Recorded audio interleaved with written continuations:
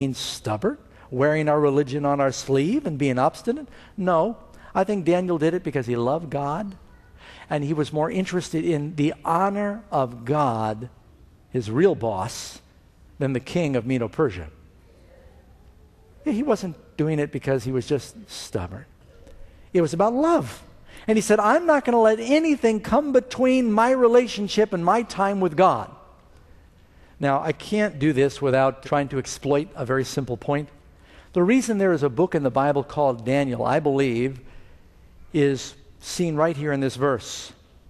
He prayed and he read his Bible. How do you know, Pastor Doug, that he read his Bible? It doesn't say that. It says he knelt down and prayed 3 times. Why is he praying towards Jerusalem? Because Daniel read in 2 Chronicles chapter 6, verse 21, Daniel read where Solomon said, may you hear the supplications of your servant and your people Israel when they pray towards this place. Matter of fact, Solomon specifically said, if your people are unfaithful and they're carried off to a foreign land, if they pray towards this place. That starts here with Solomon. Daniel did that. Do you have a devotional life? If you'd like to have the character of Daniel, you might need to have the devotional life of Daniel. And a good time for God is not found, it's made. You've got to just do it. Now, here's where I want to make the connection. There is a big test coming in the last days. There is a big test coming. Some people are preparing all along the way. Some people try to cram for their finals right at the last minute.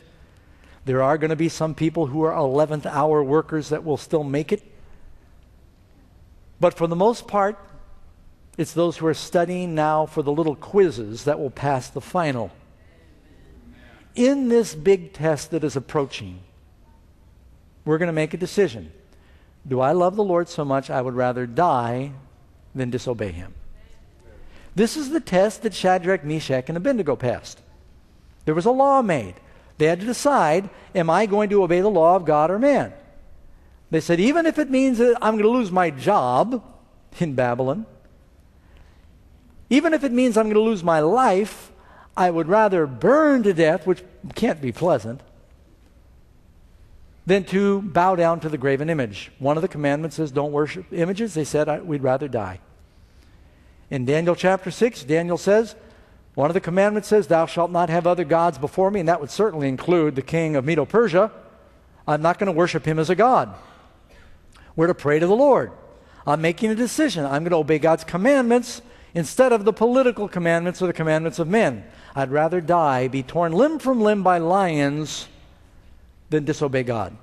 In the last days, those who live during that time will face the same test.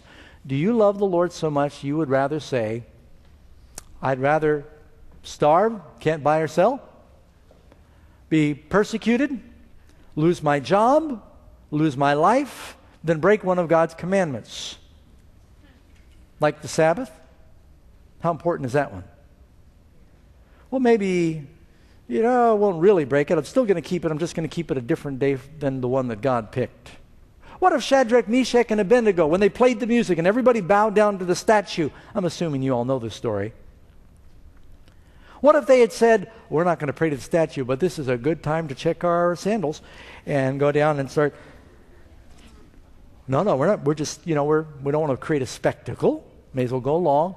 They wouldn't compromise. They were fanatics about little things. Like God said, the 7th day, and that means the 7th day. And we know what day that is. That's the day we're going to keep, even if we're the only ones. Daniel was the only one with his window open, praying towards Jerusalem. Shadrach, Meshach, and Abednego were the only ones standing up when everyone else bowed down. Do you love the Lord so much that if everybody in this church was to give up their faith, would you still keep it?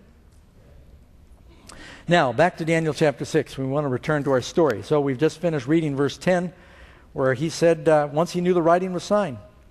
There were spies watching him pray. They saw him do it 3 times that day.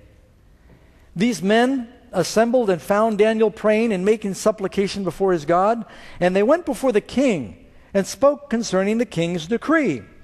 Have you not signed a decree that every man who petitions any god or man within 30 days except you, O king, shall be cast into the den of lions? And the king answered and said, the thing is true according to the law of the Medes and the Persians, which does not alter.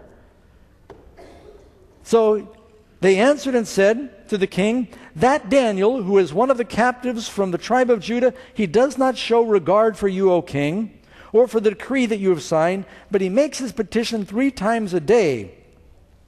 And I would like to have had a snapshot of the king's face when he heard them say, that Daniel.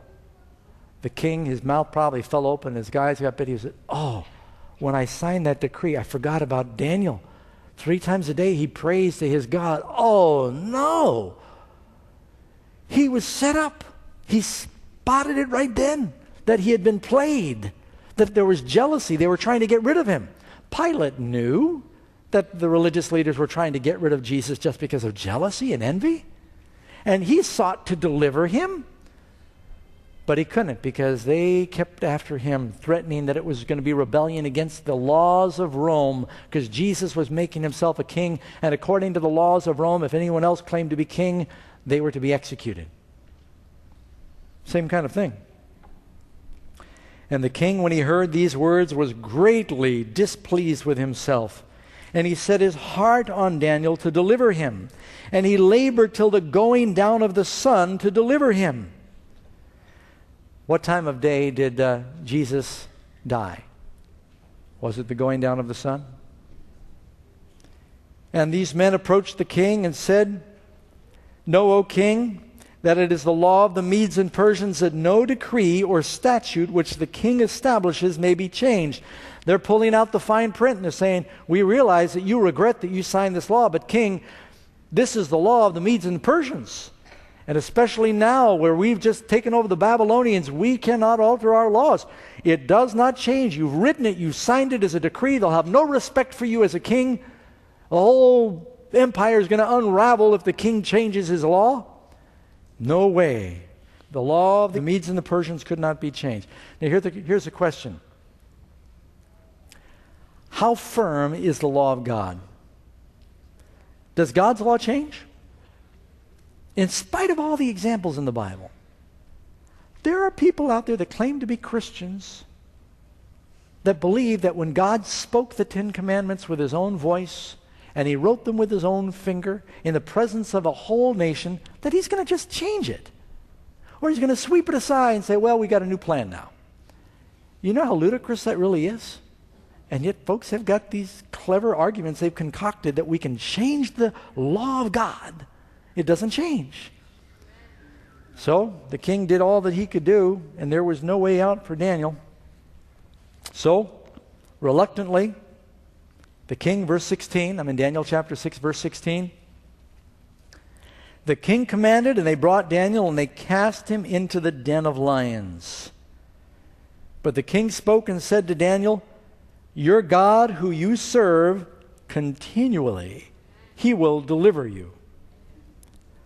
Now, there's a lot of us that might want to take a pen. I've taken a yellow highlighter in my Bible where it says, your God who you serve continually. Is it possible for us to serve God continually and consistently? I think everybody who's a believer serves God a little bit, some of the time, right? But how are we to serve God? We're his servants all the time, continually, consistently. And then the promise is, your God, who you serve continually, he will deliver you. Is there a time of trouble and a storm coming? Yeah. If we serve God continually because we love him, will he deliver us? Yeah. I believe that's a promise we can count on. Then they took a stone and they brought it and they laid it on the mouth of the den. Oh, that sounds familiar. Was there a stone placed over the tomb of Christ? And by the way, that lion's den was the equivalent of a death sentence. And he sealed it. Not only was there a stone placed on the tomb of Christ, but what else was put on the tomb? Government seal. And that seal said King Darius, King Medo-Persia. On Jesus' tomb it said Pontius Pilate, Governor, Judea. Seal placed on the stone. Interesting. with his own signet, with the signet of his lords, that the purpose concerning Daniel might not be changed. This reinforced the miracle. Now the king went to his palace, and he spent the night fasting